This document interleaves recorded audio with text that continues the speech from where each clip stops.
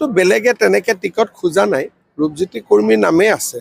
তথাপিতো সিলেকশন হ'ব লাগিব, কিন্তু মুখ্যতঃ ইয়াত বহুত বেছি প্ৰাৰ্থীয়ে টিকট বিচৰা নাই, ৰূপজ্যোতি কৰ্মীৰ নামটোৱে আগত আছে। ফাষ্ট ট্ৰেক আদালত আমি পৰিয়ালটোৰ লগত কথা পাতি দিম, কাৰণ বৰ্তমানৰ জাজজনে এজনো অভিযুক্তক জামিন দিয়া নাই, জামিনৰ আবেদন নাকচ কৰিছে। ফাষ্ট ট্ৰেক আদালতত যোৱাৰ লগে লগে যদি অভিযুক্তবিলাকৰ জামিন তামিন হৈ যায়, দুখটো যাতে মোৰ ওপৰত নপৰে, সেই কথাখিনি ভাল কৰি পাতি পেলাই আমি সিদ্ধান্ত ল'ম। নিয়ম মতে যেতিয়া ক'ৰবাৰ পৰা ভাল ৰিজাল্ট পাই থাকে তেতিয়া তেওঁক মানুহে চেঞ্জ নকৰে। এতিয়া ইয়াত দাবী উঠিছে যে যিজনে ভাল ৰিজাল্ট দি আছে তেওঁক চেঞ্জ কৰক। লেহেমীয়া হ'লেও মানুহকেইজনটো জেলৰ পৰা ওলোৱা নাই না, মানুহকেইজনটো জেলৰ ভিতৰত আছে। এতিয়া গোটেই কথাটোত এইটো যিসকলে এই কথাবোৰ ওলাই থাকে তেওঁলোকে বুজি পোৱা নাই যে সিদ্ধাৰ্থ শৰ্মা শ্যাম কানু জেলত থকাই 4-5 মাহ হৈ গ'ল, ওলাব পৰা নাই। সেইটো ডাঙৰ সফলতা নহয় জানো? নিৰ্বাচনৰ পিছত ওলাব বুলি তেওঁলোকে কৈ থাকে, যদি নোলায় তাৰমানে তেওঁলোকে গোটেই দুখটো ৰাজনীতিৰে চায়। তেওঁলোকৰ জুবিনৰ প্ৰতি কোনো মৰম নাই, তেওঁলোকৰ ৰাজনীতি কৰাটোৱে মেইন উদ্দেশ্য। যদি নিৰ্বাচনৰ আগত ওলাবই, পিছত ওলাবই, তেওঁলোকে ভাল উকিল নিদিয়ে কিয় নোলাব পৰা ব্যৱস্থা কৰি? তেওঁ যাব লাগে, কাৰণ তেওঁ উল্টা প্ৰকৃতিৰ মানুহ। সেইকাৰণে তেওঁ কাক চুমা খায়? তেওঁ খায় বাংলাদেশী মিয়াক চুমা খায়। গতিকে তেওঁৰ লগত আমাৰ কথাটো নিমিলে। তেওঁ সোঁফালে গ'লে আমি বাওঁফালে যাম।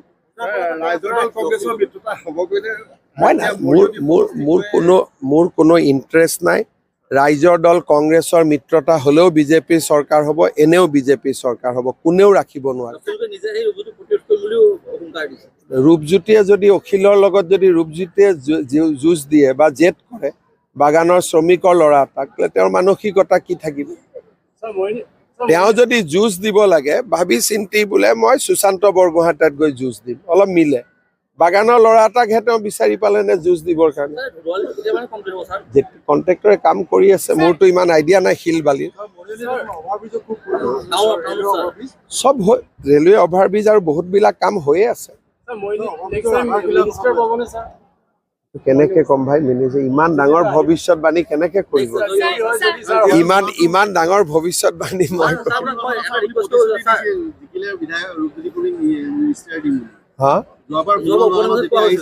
চাওক, ৰূপজ্যোতি কৰ্মী নিজেই মন্ত্ৰী হ'ব নোখোজে, কাৰণ তেওঁ মাহত 30টা দিন তেওঁ মৰিয়নিত থাকিব খোজে। মন্ত্ৰী হ'লেতো ইয়াত 4 দিনো থাকিব নোৱাৰে। যিসকল মন্ত্ৰী হয় তেওঁলোকে গুৱাহাটীত মিনিমাম 25 দিন থাকিব লাগিব, সমষ্টিত 4 দিন। কিন্তু ৰূপজ্যোতি ফিল্ডৰ মানুহ, তেওঁ মৰিয়নিৰ বাদে গুৱাহাটীতে থাকিব নোখোজে। মই মাতিলেও কয় দাদা মই মৰিয়নিত আছো। এতিয়া মৰিয়নিততো ওমেন ইউনিভাৰ্চিটি আহিলে, ল কলেজ আহিলে, বাকীও আহিব চব লাহে লাহে।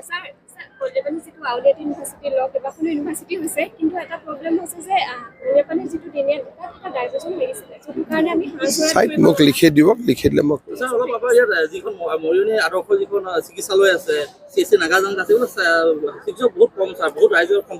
চিকিৎসকৰ যিমানটো মেডিকেল কলেজে যিমান চিকিৎসক জন্ম দিয়ে সিমানেই আমি আনিব পাৰোঁ। লাহে লাহে বাঢ়ি আছে। আজিৰ পৰা 10 বছৰ আগততো ক'তো এজনো নাছিলে।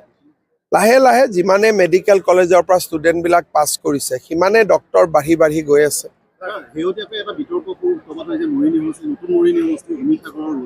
কি বস্তু?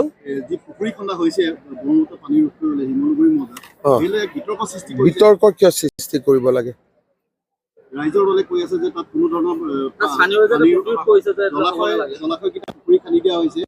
মানে মই বুজি পোৱা নাই কি কৈ আছে তাতে।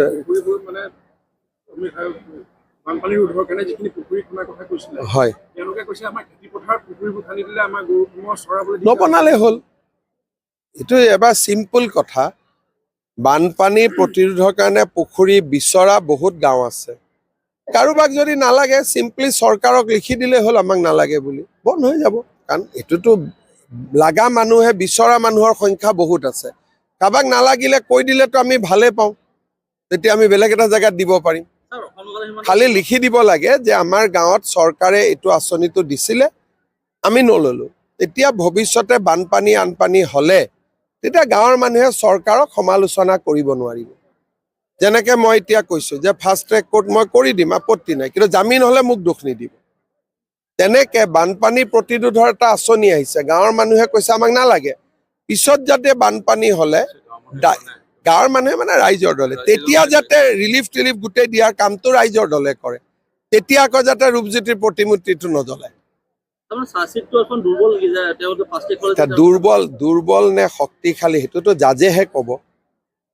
এইবিলাক কথা আগতে আলোচনা হয় নেকি যে চাৰ্জশ্বিট দুৰ্বল শক্তিশালী, জামিন হৈ যাব, ইলেকশ্যনৰ পিছত জামিন হৈ যাব? তাৰমানে এই মানুহবিলাকৰ মানসিকতাটো কিমান নিগেটিভ আপোনালোকে চিন্তা কৰক। কাৰণ এওঁলোকে জীৱনকালত জুবিনকতো সন্মানেই নকৰিছিল। যোনে জীৱনকালত জুবিনক সন্মান নকৰিছিল, আমাৰ যোৰহাটৰ সাংবাদিকজনৰ দৰে, তেওঁলোকেহে জুবিনৰ ওপৰত এতিয়া বেছি প্ৰশ্ন সোধে। জুবিনক ভাল পোৱা মানুহখিনিয়েতো একো নুসুধে। জীৱনত অখিল গগৈক জুবিন গাৰ্গৰ লগত দেখিছিল নেকি? মৰাণত যেতিয়া অখিল গগৈৰ মিটিং হৈছিল, জুবিনকতো আনিব নালাগে বুলি প্ৰস্তাৱ লৈছিল। গতিকে সেইবিলাক জুবিনক ভাল পোৱা মানুহবিলাকৰ বিশ্বাস মোৰ ওপৰত আছে। আৰু জুবিনক লৈ যিসকলে ৰাজনীতি কৰিব খোজে তেওঁলোকৰ মোৰ ওপৰত বিশ্বাস নাই, আৰু তেওঁলোকক মই কি কৰিব পাৰোঁ? তেওঁলোককতো মই একো কৰিব নোৱাৰোঁ। আহিলে আহিব, তাৰ আৰু আগতীয়াকৈ যদি কোনোবা আহেওনো মই আগত নামকেইটা কেনেকৈ জানিম? এইটো অহা যোৱাৰ সিদ্ধান্তটো কোনোবা এটা ৰাতিত লয়, কোনোবা এটা ৰাতিপুৱাত লয়, এইটোতো বহুত ভাবি চিন্তি নলয়। এতিয়া দেখা যায় যে এই চালে মানে দেখা যায় যে সাংঘাতিক 5 বছৰত এটা স্কেৰিও হ'ব, যে সুৰংগকে ধৰি এয়াৰপৰ্ট 4টা হ'ব।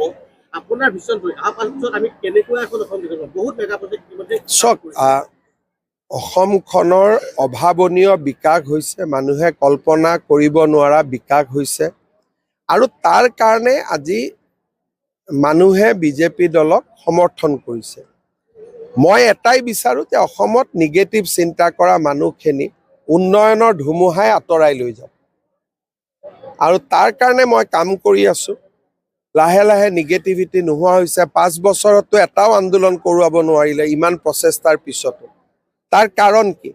যে বিকাশৰ ধুমুহাৰ আগত কোনেও আজি থিয় হ'ব পৰা নাই। 5 বছৰত কিমান আন্দোলন কৰাৰ প্ৰচেষ্টা চলিলে অসমত, মইতো অকলে থিয় হৈ থাকিলোঁ। আন্দোলন কৰা মানুহ কিমান আছে? আমাৰ মানুহে এনেকৈ টিভিৰ বুমটো লৈ যায়, আপোনাৰ হোৱা নাই বুলি কক কক কক এনেকেও কোৱায়, তথাপিতোতো মানুহে আন্দোলন কৰা নাই। কেতিয়াবা মই আপোনালোকৰ ইণ্টাৰভিউবোৰ চাই থাকোঁ, মানুহজনে ক'ব নোখোজে, আপোনালোকে কোৱাই থাকে। তাৰপিছত মই যেতিয়া আন্দোলনত ধৰ্ণা দিয়ে কিছুমানে, মই পিছত সোধোঁ, তেতিয়া গম পাওঁ যে 20 মিনিট কেমেৰা থকা সময়খিনিতে ধৰ্ণা দিছে, তাৰপিছত বন্ধ হৈ যায়।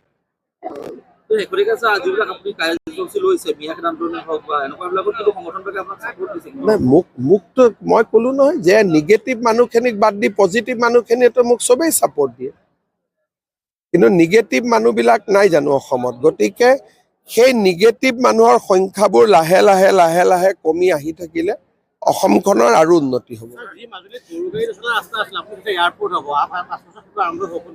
এয়াৰপৰ্টৰ কাৰণে চাওক, প্ৰথম কথা মাটি লাগে। মাটি চিলেক্ট কৰাৰ লগে লগে কিছুমান ৰাইজে সমৰ্থন কৰে, কিছুমান ৰাইজে বিৰোধিতা কৰে, যেনেকৈ এতিয়া মই ক'লোঁ যে এই আঁচনিটো লৈ। গতিকে যি অঞ্চলৰ মানুহে উন্নয়ন বিচাৰে, ধৰক জাগিৰোডত আমি ছেমি কণ্ডাক্টৰ মাটি ল'লোঁ, সৰু প্ৰতিবাদ এটাও নাই। সেইকাৰণে আজি জাগিৰোড কি হৈ গ'ল আৰু কি আছিলে? মই এয়াৰপৰ্ট আনিলোঁ, মাটি ঠিক হ'ল, আৰু মোৰে প্ৰতিমূৰ্তি জ্বলোৱা আৰম্ভ কৰিলে, তেতিয়া ক'ত এয়াৰপৰ্ট হ'ব? সেইকাৰণে যি যি জাগাই উন্নতি বিচাৰিব, যি যি স্থানত বিকাশ বিচাৰিব, তাত নিশ্চিতভাৱে বিকাশ হ'ব। এতিয়া এখন এয়াৰপৰ্ট বনোৱা কামটো আমাৰ কাৰণে কোনো ডাঙৰ কামৰ ভিতৰতেই নপৰে। যদি আমি টানেল বনাব পাৰোঁ, সাধাৰণ এখন এয়াৰপৰ্ট বনোৱাটো কি কাম? বাউণ্ডৰী ৱাল এটা হ'ব লাগে, এটা ৰানৱে বনাব লাগে, এইটোতো কোনো ডাঙৰ কাম নহয়। কিন্তু অঞ্চলটোৰ মানুহে বিচাৰিব লাগিব। বহুতে ভাবে কি যে ধৰক আমি ইয়াতে এটা এয়াৰপৰ্ট আনিলোঁ, আনিলে হিমন্ত বিশ্ব শৰ্মাৰ নাম হ'ব, ৰূপজ্যোতি কুৰ্মীৰ নাম হ'ব, গতিকে বেলেগ প্ৰচাৰ এটা চলাই বস্তুটো বন্ধ কৰি দিয়ে। এই নিগেটিভ মানুহখিনিৰ লগতে যোৱা 5 বছৰ মই যুঁজি আছোঁ, বহুত পৰিমাণে সফলো হৈছোঁ, আৰু তাৰ কাৰণে আজি অসমত নামৰূপত ইমান ডাঙৰ ইণ্ডাষ্ট্ৰী আহিলে এটাও আপত্তি নাই, ছেমি কণ্ডাক্টৰ আহিলে এটাও আপত্তি নাই, চাপৰত আজি ইমান ডাঙৰ থাৰ্মেল পাৱাৰ প্লেণ্ট হ'ব, অহা মাহত আমি 13 মাৰ্চত আমি কপিলী হাইড্ৰ ইলেক্ট্ৰিক প্ৰকল্প উদ্বোধন কৰিম, ফাউণ্ডেশ্যন নহয়, 150 মেগাৱাটৰ। নীৰৱে আমি বহুত কাম কৰি গৈ আছোঁ আৰু ছাপোৰ্ট কৰা মানুহ আছে, কিন্তু প্ৰত্যেক স্থানতে কিছুমান মানুহো থাকে যে নিগেটিভিটি, যেনেকৈ যোৰহাটৰ ফ্লাইঅভাৰখনে কিমান নিগেটিভিটি ক্ৰিয়েট কৰিছিল আপোনালোকে ভাবক। এতিয়া মই বুলি যুঁজিছোঁ, বেলেগ হ'লেতো নুযুঁজিলেহেঁতেন। বহুতেতো অখিল গগৈ ভয়ো খায়, মইহে জানো যে ভয় খাব নালাগে বুলি। সাধাৰণ অফিচাৰবিলাকেতো ভয়ে খাই যায়। নাই, কথাটো কৈছোঁ যে বেলেগে হ'লে কি বাপৰে গৌৰৱ গগৈ বিৰোধিতা কৰিছে, কেনেকৈ কৰিম, কিন্তু আমি সুধো গৌৰৱ গগৈ কোন, কাম হ'ব লাগে। য'ত য'ত ৰাইজৰ সমৰ্থন পোৱা যায় তাত এনেকৈ কাম হৈ থাকে, কিন্তু য'ত ৰাইজৰ সমৰ্থন নাথাকে তাত আপুনি জোৰ কৰি কাম কৰিব নোৱাৰে, আৰু জোৰ কৰি কাম কৰাটো মই নাভাবোঁ। কিন্তু মৰিনী নগৰখনৰ কাৰণে এটা 1990 চনতে পৰিত্যক্ত এডোখৰ ভূমি আছে 100 বিঘাৰো অধিক।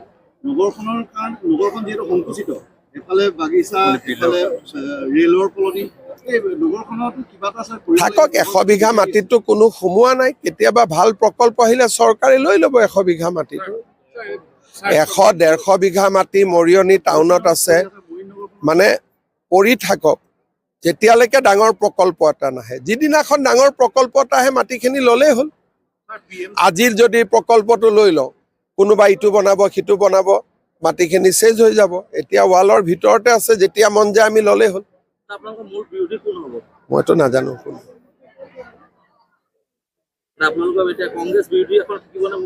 90-95টা সমষ্টিতো কোনো বিৰোধীয়ে নাই। মাৰ্চৰ আগতে পাই যাব, হ'ব।